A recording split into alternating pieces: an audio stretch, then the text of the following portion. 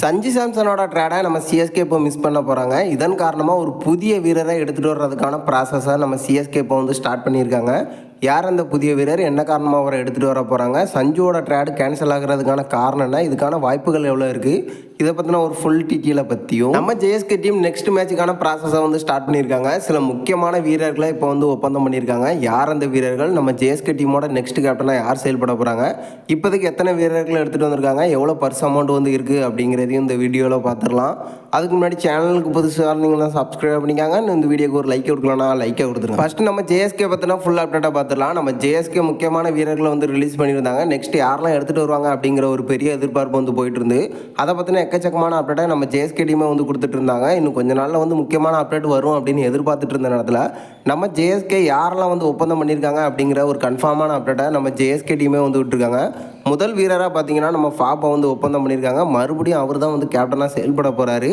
அதுக்கப்புறமா நம்ம டானவன் பெரேராவை wild card மூலமாக எடுத்துகிட்டு வந்திருக்காங்க. பவுலர்ஸை பொறுத்த வரைக்கும் நம்ம ரிச்சர்ட் கிளாசன், அது மட்டும் இல்லாமல் ஜேம்ஸ் வின்சி, அது மட்டும் இல்லாமல் கோஷின் அப்படின்னு இந்த 3 பேரை எடுத்துகிட்டு வந்திருக்காங்க. ஸோ இப்போதைக்கு நம்ம ஜேஎஸ்கே 5 வீரர்களை வந்து ஒப்பந்தம் பண்ணியிருக்காங்க. நம்ம ஜேஎஸ்கே டீமில் இன்னும் 14 ஸ்லாட் வந்து காலியாக இருக்குது. ஸோ இப்போதைக்கு 21.5 மில்லியன் வந்து கையில் வச்சுருக்காங்க நம்ம ஜேஎஸ்கே.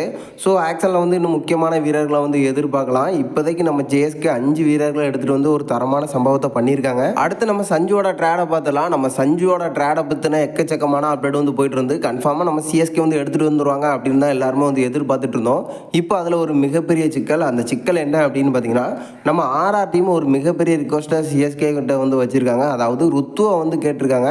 கிட்டத்தட்ட நம்ம ஆர்ஆரோட கேப்டனாக இருக்கிறதுக்கான வாய்ப்புகள் இருக்குது. அதுக்கான ப்ராசஸை நம்ம ஆர்ஆர் வந்து ஸ்டார்ட் பண்ணியிருக்காங்க. ஸோ சஞ்சுவை பொறுத்த வரைக்கும் கீப்பர், அது மட்டும் இல்லாமல் ஒரு மிகப்பெரிய கேப்டனாக வந்து ஆர்ஆருக்கு இருந்தார்.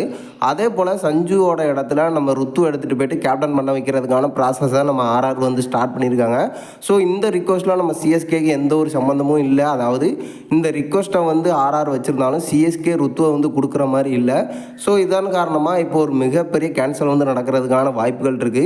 இதனால் நம்ம சிஎஸ்கே நெக்ஸ்ட் கீப்பரை வந்து டார்கெட் பண்ணி வச்சுருக்காங்க. யார் அந்த வீரர் அப்படின்னு பார்த்தீங்கன்னா, ஆல்ரெடி நம்ம மும்பை டீமுக்காக அதிரடியாக ஆடி கொடுத்தா நம்ம இஷான் கிஷான் தான். இந்த வீரரை எடுத்துகிட்டு வர்றதுக்கான ப்ராசஸாக நம்ம சிஎஸ்கே வந்து ஸ்டார்ட் பண்ணியிருக்காங்க. ஓப்பனிங் பேட்ஸ்மேன், அது மட்டும் இல்லாமல் 1 டவுன் எங்கே வேணாலும் இவரை வந்து யூஸ் பண்ணிக்கலாம். கீப்பிங்கும் வந்து பண்ணுவார்.